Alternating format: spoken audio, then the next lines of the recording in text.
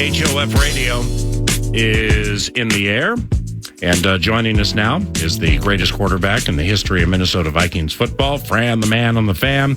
It is Fran Tarkenton and HOF. HOF. Radio is in the air. Fran, Paul Allen, good morning. What's going on out Georgia way? Well, Paul, good morning to you. It's cloudy outside. Our buddy Kirk Cousins is the talk of the town. Wow.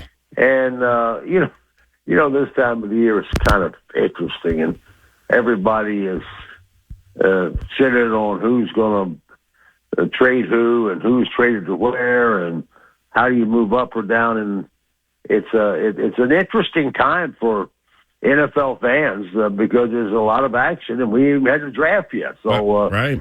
There's a new story every day. Well, with old Kirko down there playing for the Atlanta Falcons, big cash too. I mean, 4 years and big guaranteed cash. Fran, so just overall, what do you think of all that?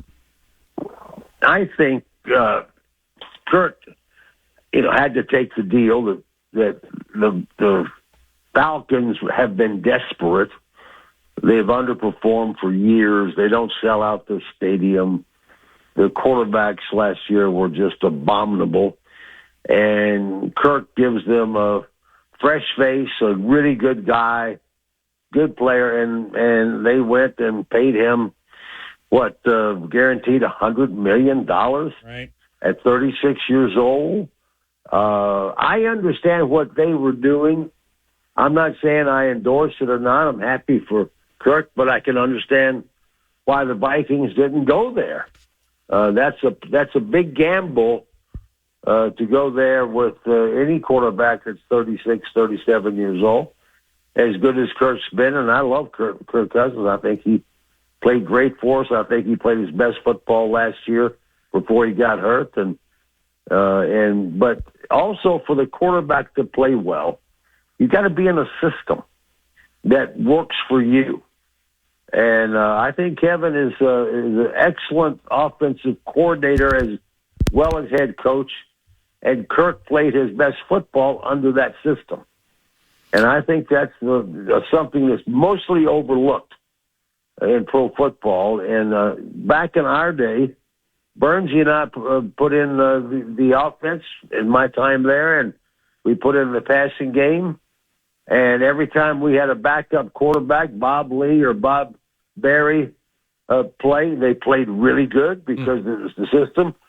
Tommy Kramer played after I retired. He was in that same system that we built, and he played terrific. The system that you have is so underappreciated but so important. And Kirk, just because he was great under Kevin, doesn't mean he's going to be great down here in an organization that struggles. Right.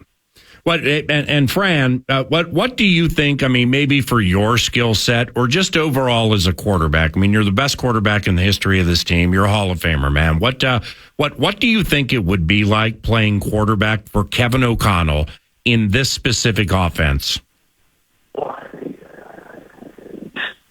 He's really good. I mean, for Kirk to get the production under his system was fantastic, and he'll continue to do that, and that's important. I just think that you've got to watch how you spend your money, and to go out and spend a large amount of money and lock up $100 million for 4 years or whatever it was. Then what do you do with the rest of your roster? And I don't think our people in Minnesota are wrong. I love Kirk Cousins, but the Falcons are desperate here to win something, and Kirk will play well here, but he's 36 years old, and I guarantee at 36 I wasn't as good as I was when I was 31. Right. So all those factors are in there, but every team's got that factor, and of course. You look at the drafting of quarterbacks historically.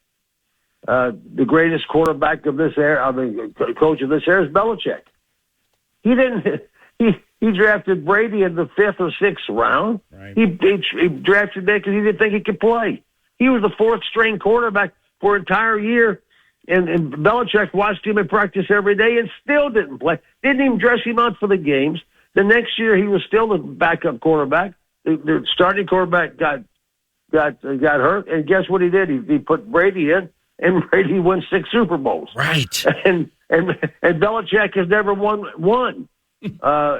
So here we go. It's hard to look at who's going to be that guy. However, with that said, I think there's 6 or 7 college quarterbacks coming out in the draft this year. I think it's the best class of quarterbacks I've seen in years. I think all of them have a chance. All of them won't be great, or all of them won't be good.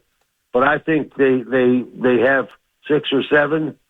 I would imagine we'll be in the hunt for at least one of them, and I think it's a really good class of quarterbacks. Well, Fran, the man on the fan. I don't know if you saw the news from about an hour ago, but the Vikings, Kwesi Adolfo-Mensah, the Vikings general manager, the Vikings just made a big trade this morning with the Houston Texans involving the draft in a month and a half. Here, absorb this if you haven't seen it, all right? Okay, I haven't seen it. So the Vikings have the 11th overall pick right now. Okay, you're cool. You got that, right?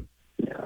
All right, so the Vikings traded with the Texans, and the Vikings now have the Texans' first-round pick, 23 overall, and they get a 7th out of it.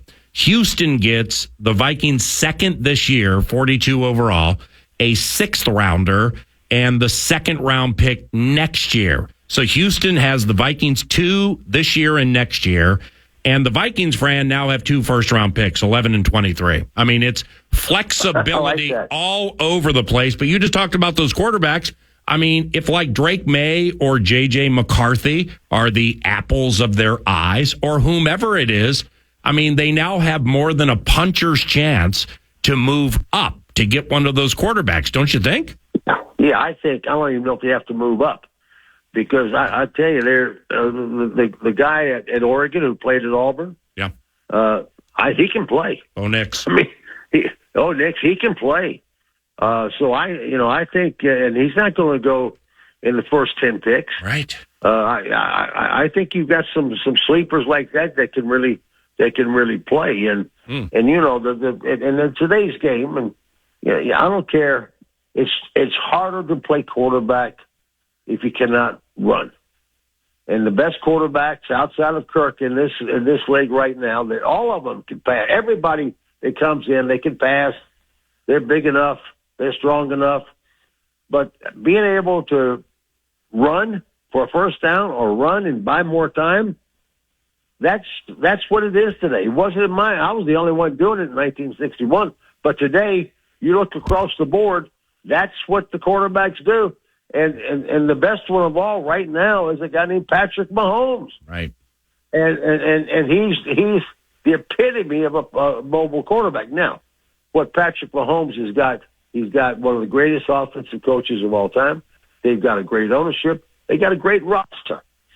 And so it comes down to this. If you cannot control the offensive line and the defensive line of scrimmage, you're not going to win championships. Oh, no, we got to have the quarterback. Right. The reason we won so much in our era, we had the Purple People Eaters. Right. We had the best defensive line in all of football. All that run was Marshall and Page and Eller and so many other names that were the fourth person. And on defense, on offense, our offensive line was great. We have 2 Hall of Famers in there, Mick Tingelhoff and Ron Yeri. We had another one that would have been if we hadn't let him go, is Ed White. We had great offensive line, and we had other great players too. But we do. But if you don't, that's where you look at San Francisco. What are they? They got a 7th round draft choice quarterback, Mr. Irrelevant, who's playing pretty good. Mm-hmm. But they've got the best offensive talent and the best defensive talent outside of quarterback in all of football. Right. And so they're playing for championships every year. Right. Yeah, but you're right. But eventually that metaphorical window comes closing down on your fingers because, you think you can pay all of them for X amount of years, but then all of a sudden it just takes 1 or 2 to be like, no, I'm good. It's an extra $30 million to go here. So this team may not be as good as another team, but 30 million is 30 million. I got to think of my lineage and stuff like that. So, I mean, the Niners' opportunity is right in front of them, right here, right now. But that window is going to close, isn't it? Well, we didn't have the problem of the salary cap in our era. It just wasn't as hard. And today it's hard. And every team is challenged. And that's why how you spend your money is so important. But it goes back. You look at Detroit. They took a quarterback that people were down on, but he was a high draft choice. He's turned out really good at Detroit. But they really built their defensive team and their offensive on the line of scrimmage. Pass rushers on defense, and they put people in there, and they play very physical football, and they're good. They're going to be competing, and that's where we need to be. And I'm not saying we're not there, but it looks like some of these moves we're making are really good moves, and because that's where we got to build up the strength. Now, I don't think that the quarterback we got now is a journeyman quarterback we're not going to win championships with him, but we got to find a quarterback. I think I don't know this at all. I don't give anybody advice, but I'm just talking to you and the fans. I think making the right number one draft pick, go up and get one of these 6 or 7 quarterbacks that can play and let them sit for a year and then start the next year, or even start them right now. If you can play quarterback, you can play quarterback right now. Brady, the first time he had a chance, he won a Super Bowl. My first year, we're expansion team. We won our first game. We won 3 games. Nobody ever won expansion.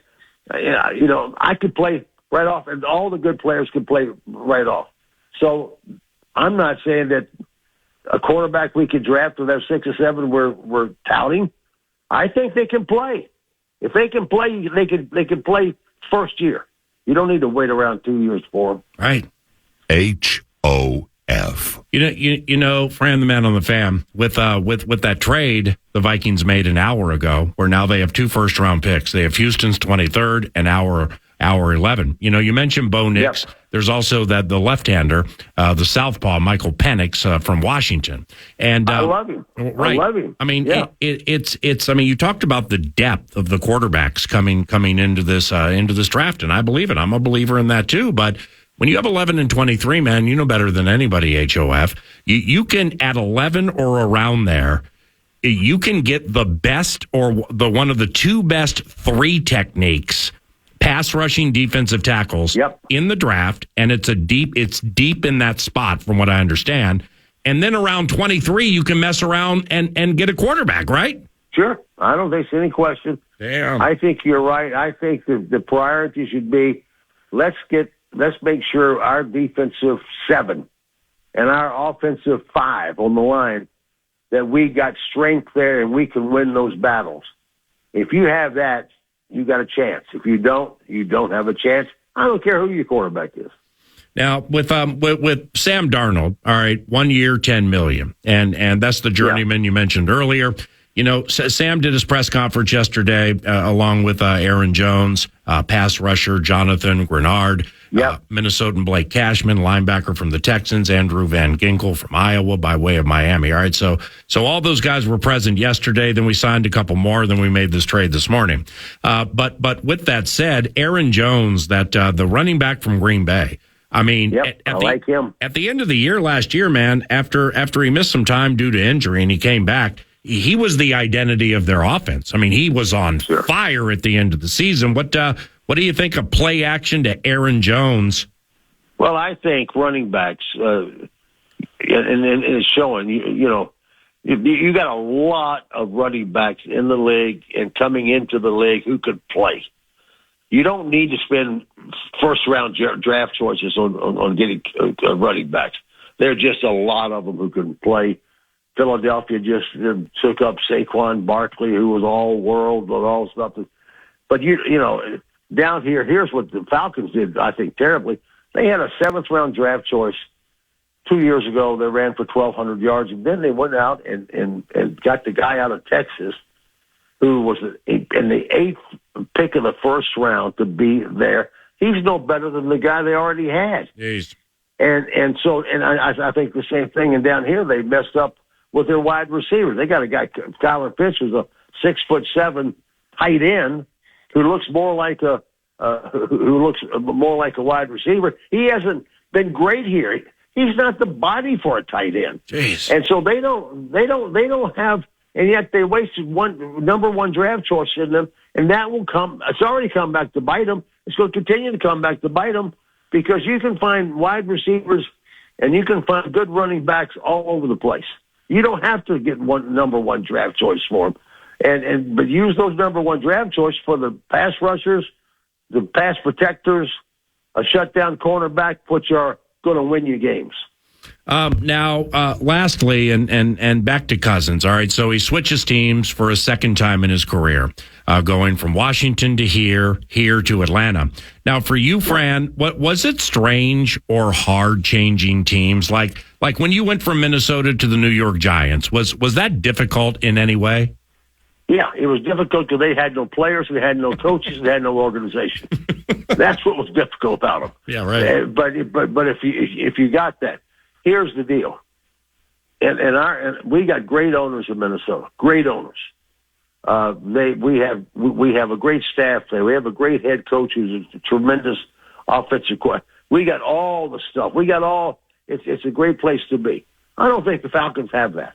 They don't sell out games here. Up there, everybody's sold out. Everybody's wearing Vikings jerseys and so forth. Packed. Here, the Georgia Bulldogs sell out 90,000 seats, not the Atlanta Falcons. The big thing down here are the Bulldogs. And with all due respect to the Gophers, the big thing up there is the Minnesota Vikings. Always has been. Right. And so I think I hate to see Kurt go, but I think our guys did the right thing. I mean, to pay $100 million guaranteed to any quarterback at 36, I think is a little bit of a stretch. And I don't think, without Kurt in there, that we'll compete. I think we'll have a good team, but we're not going in championships. But we can build properly, so we can build for. Now we'll play good this year, and then we'll be better as we go down the road. And so I hate that Kurt's gone, but if I was sitting in the Viking situation, do I give him $100 million guaranteed for 2 years and a 4-year contract? I don't think I'd do that. HOF, you're the very best. God bless you and have a wonderful weekend, all right? All right, buddy. Thanks. See ya. Fran Tarkenton, greatest quarterback in the history of Minnesota Vikings football. HOF. Analyst Pete Bursich, analyst for the Vikings Radio Network, joins 9 to noon around the corner to talk about this whopper of a deal the Minnesota Vikings and Houston Texans made this weekend. Back in a